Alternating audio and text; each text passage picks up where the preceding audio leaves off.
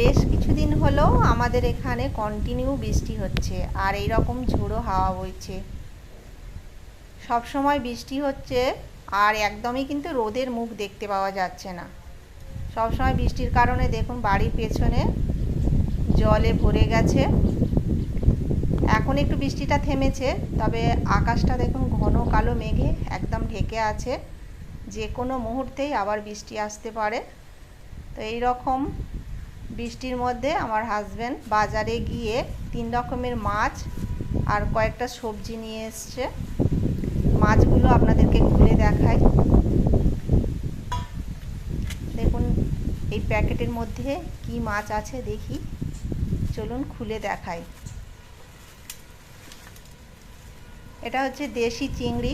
এই চিংড়িগুলো কোটাল পড়লে পাওয়া যায় দেশি চিংড়িগুলো, তবে আজকে চিংড়িগুলো একদম মরে গেছে। অন্য সময় যখন আসে একদম জ্যান্ত চিংড়ি মাছগুলো একদম লাফায়। এই চিংড়ি দিয়ে যে কোনো সবজি দিয়ে রান্না করলে খেতে কিন্তু খুব সুন্দর লাগে। ঝিঙে দিয়ে, পটল দিয়ে বা কুমড়ো পুঁই শাক দিয়ে, এগুলো দিয়ে সবজিগুলো বানাই আর তার সঙ্গে একটু ডাল করি, খেতে বেশ ভালো লাগে। এই প্যাকেটের মধ্যে আছে পার্শে আর বেলে মাছ, দুটো মেশানো আছে, তবে বেলের সংখ্যাটা কম, পার্শের সংখ্যাটা একটু বেশি আছে। দেখুন এটা হচ্ছে পার্শে মাছ আর এটা হচ্ছে বেলে মাছ। প্রতিটা বেলে মাছের পেটে কিন্তু ডিম ভর্তি। এই বেলে মাছ, পার্শে মাছ এগুলো টমেটো, ধনেপাতা দিয়ে, কালো জিরে ফোড়ন দিয়ে রান্না করলে খেতে খুব ভালো লাগে। গরম গরম ভাতের সাথে খেতে দুর্দান্ত লাগে।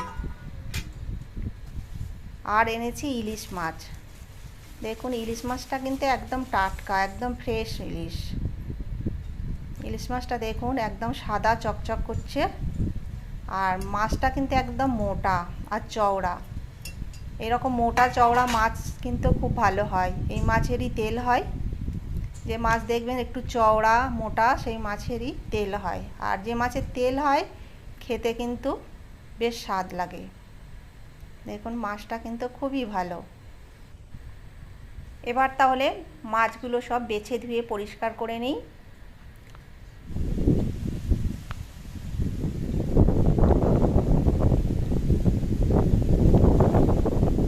প্রথমে আমি ইলিশ মাছটা বেছে নেব।